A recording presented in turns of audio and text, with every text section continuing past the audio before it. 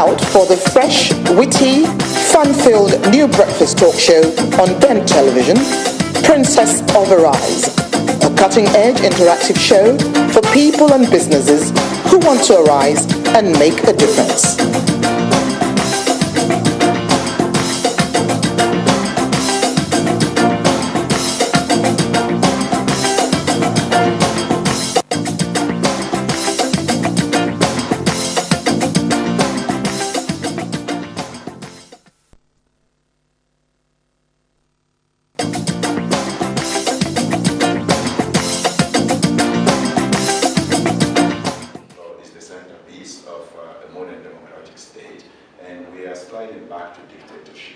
And so the monumental challenges facing our country finally got me to realize that this is the moment for us to organize and mobilize people around a progressive and radical vision to finally break from the failed politics of the past and build a society of opportunity and responsibility with everyone in, no one out, everyone up, no one down, a society in which the 1% will no longer control 99% of the wealth, living in 99% in poverty, but one in which the 99% will also have access to opportunity. So I came to this point in time as a result of a long journey, a reflection that I began as a young kid in secondary school when I realized at an early age that something was wrong in any system in which those in power were depriving people their dignity, right? Because the power was something that could only serve themselves. So I have always grown up with that sense that social justice must be central in our politics, that yes, public morality is important, and that power must serve the people and not those who define themselves as the leaders. So I'm coming in with a very radical vision, and I always tell folks that I'm a radical, progressive nationalist and a Pan-Africanist, and I want people to know that because at the end of the day, I want to make sure that when I start implementing certain policies, they will at least say that the guy was honest with us, that he was not coming to preside over a failed system, and that he was going to connect the aspirations of our people in Sierra Leone to the African aspiration across the continent and globally, so that for the first time we can finally affirm our dignity in a world that has never treated us fairly. That it is time for us as African people to understand that our common destiny to be free, independent, and live our lives in dignity should be the common denominator of our politics, whether you are in Freetown or in Cape Town. That is my hope, and that is what I want to bring, and that is why today I am declaring my candidacy for President of Sierra Leone and fighting hard to be the flag bearer for the Sierra Leone People's Party. I was just going to ask that on what party platform, so you've told us now that's the Sierra Leone People's Party. What kind of a party system does Sierra Leone run at this time? You know, normally in Africa, we usually have maybe one main or two main parties, and people tend to forget that there are other parties actually. Recently, we had the Nigerian elections. There are 14 parties, and people just kept thinking it was just PDP and APC, and I keep saying no, there are more than 2 parties. Do we have that same scenario in Sierra Leone? Yes. The short answer is yes. We have the Sierra Leone People's Party, the oldest political party in West Africa, by the way. And we have the Governing All People's Congress, APC. And we also have 8 other parties. Okay, so there are quite 10 political parties, right? But like in Nigeria, our political system, and indeed all elections is independent, been shaped by 2 political parties. You know, there was a moment when they were not active, when we had the era of the NPRC government, the military rule. But basically, we've always had the Sierra Leone People's Party, for the most part, and the All People's Congress. It was the All People's Congress Party that actually established a one-party dictatorship. So once they got the SLPP out, they never believed in multi-party democracy anymore. They believed in it until they got in, right? And then they got in and said, now we're shutting the door, now that stuff is not good anymore. We have to be the only game in town, right? And so when you look at our country today, I think that we can see a split basically in the middle for the most part. You know, you have a certain region, north, southeast of the country that is very much SLPP, and you have the north and part of the West, that is APC. But I have said that we need to move from geography to demography. The feature of our party, the SLPP, lies in understanding today that those who are between the ages of 18 and 35 constitute about 45% of the electorate. And if we can really figure out the issues that affect those young people's lives and become the party of hope for them, we will not only win the next election, we'll be the permanent democratic majority in our country and make sure that the APC remains a nuisance in the corner. But that is the party that I have a problem with, and I intend to take them out of power. 30 years ago, they got me in prison, but 30 years later, I'm back to finish that business. Bigger and better. That's right, and I intend to stay focused on that, so I'm not distracted by all this other talk of other candidates in the SLPP. They are not my opponent. My opponent is to take out the governing APC party that has never kept faith with our people's aspirations, that have never fulfilled the fundamental needs of our people. It has always been a party that's violated rule of law and imposed a system of corrupt regime on our people, kleptocracy, by the way, in which they siphon the wealth, everything, and leave people in poverty, and they've set up a patronage system in which the only way I think they can be in power is to distribute the stolen loot a little bit, maybe 2% of it to the poor people who somehow believe that, yeah, they're really nice, but our goal is to make sure that we take them out, build our democracy, build a new economy that works for everyone.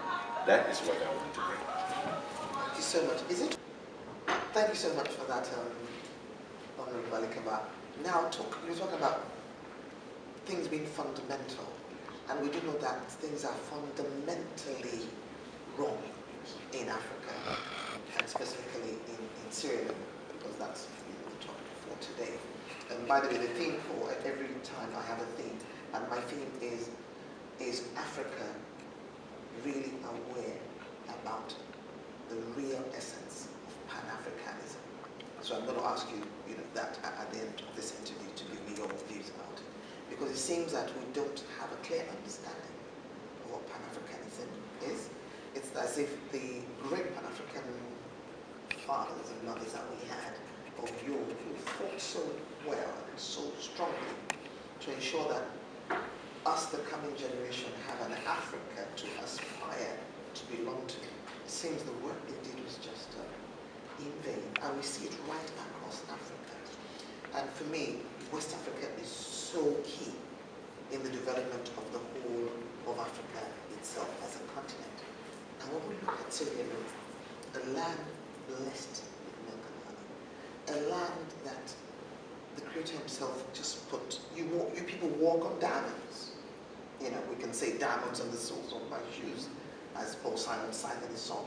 How come this land that is so rich, so buoyant, has a people that are so impoverished? We understand that the bit about the war, there was this war that lasted for maybe 11 years or more. But hey, we've moved on since then. So why hasn't that moving on included growth and development? Because the diamond is still there. It has not evaporated. The problem in Sierra Leone in particular has been that since independence, we've never really had visionary leadership. Without visionary leadership, you can have all the resources around you, you're still poor. You can be thirsty in the abundance of water. Thanks to Mr. Bob Marley. Yes, right. So, and what is happening is this, that successive regimes have failed to figure out how to build the fundamental pillars of a democratic and prosperous society. What I have discovered is that when you lack vision, even when you have power, you lose sight of the purpose of power. For me, human dignity is the centerpiece of my politics. When you believe in human dignity, then you'll fight poverty. When you believe in human dignity, make sure that people have access to clean water, they have access to electricity, that education works for them, that the economy works for them, healthcare works for them. We have had leadership in Sierra Leone who've never given that sense of dignity to our people. And what I want to bring about is a new politics, one in which we can focus squarely on this issue of dignity for our people. You are very right. It is wrong, morally wrong, to be in a society in which if you do nothing, the rainfall alone, and the soil is so fertile that nobody should really go hungry. Forget about the diamond and the gold. My position is that if we don't have the right mining regime, the right policy that would ensure that the iron ore works for us, we should just forget about that for a while and do the other things. Focus on agricultural production so we can attain national food security. You know, when I look at this current regime, the APC government, the president came in saying that he was going to run the country like a business, but people never understood it. By business he meant, and still means, it's a corporation for himself and his family. Sierra Leone Limited. Yes, Sierra Leone Limited, and he is the CEO in charge, and he deals with everyone in the context of this private empire. And so mining policies are simply shaped based on his share of the cake. And so we had Ponzi schemes like Africa Minerals coming in to exploit our resources. What happened in effect was that once they got what they wanted, they abandoned everything and disappeared in the middle of the night, emptied our banks, and so even the foreign exchange reserves went along with them, leaving thousands of people in the unemployment gutter without even giving the government the kind of notice that will help us figure out another way to continue production. This government that we have in place today was so ill-prepared to deal with public health challenges that when we finally figured out a way in terms of support from the international community, all they saw was an opportunity to divert funding that was meant to fight Ebola. Spent that This was money. recently. You know, the moral outrage is so clear that when the Auditor General released a report this past February about the misuse of Ebola funds, what we thought the president was going to do was to go and address the nation and say, this will not happen on my watch. I'm going after the perpetrators. Well, he simply made sure that nobody could even raise the issue, and pretended that the parliament would look into it when we know very well that every time he wants to take cover, he passes it on to his cronies in parliament because they have the majority there. We have a government right now that has spent so much money on government functionaries, on themselves, and so much so that when you look around, they become, in effect, the fastest millionaires in the history of Sierra Leone, and all they are doing is emptying the government treasury. That's it, you know. And so when we talk about the impoverishment of our people, we are hitting the nail on the head. We have a situation right now where life expectancy is still around 40 years. Nothing has changed. You're right, we shouldn't be blaming the war now. We should have improved better than the wartime. The educational system is not working. In fact, for the last 1 year, there's been no schooling. And we have a system in which, even when you graduate from college, there are no jobs waiting for you. We're talking about 70 to 80% youth unemployment in the country. When you look at the infrastructure, even if you're talking about road networks, it's so bad that some parts of the country are basically cut off. Take the example of the diamond mining area of Kono. That is where we get diamonds. But you know what? To get to Kono, I can tell you that you need a real good vehicle. Even that too, you may end up with extra tires going flat. And all the attempt to even fix the roads. Thwarted. Completely thwarted. Because the money that was budgeted for the roads ended up in their pockets, in their bank accounts. For my fellow Sierra Leoneans at home and abroad, we must remember that we are at a critical juncture today. Our democracy is in peril, the rule of law is threatened, the economy is not working for anyone, youth unemployment is going through the roof with 70% youth unemployment, and our healthcare infrastructure has collapsed, and we have a regime that has failed our people at all levels. This is a moment for us to think about where we want to go.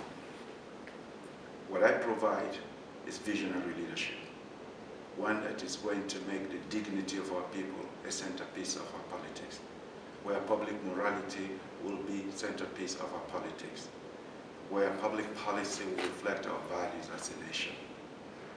And we can build a society of opportunity and responsibility with everyone in, no one out, everyone up, no one down. That is the way that we can build national security with justice for all. That is how we can embark upon an even development that will make sure that Sierra Leone finally becomes a shining light on the hilltop of Africa.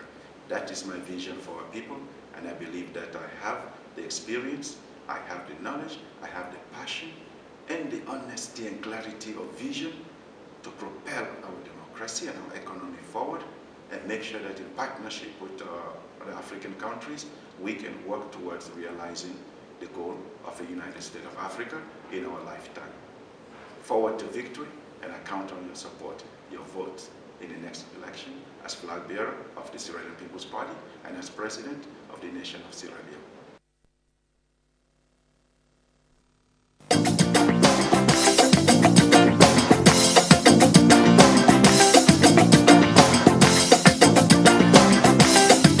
Watch out for the fresh, witty, fun-filled new breakfast talk show on Ben Television, Princess of Arise, a cutting-edge interactive show for people and businesses who want to arise and make a difference.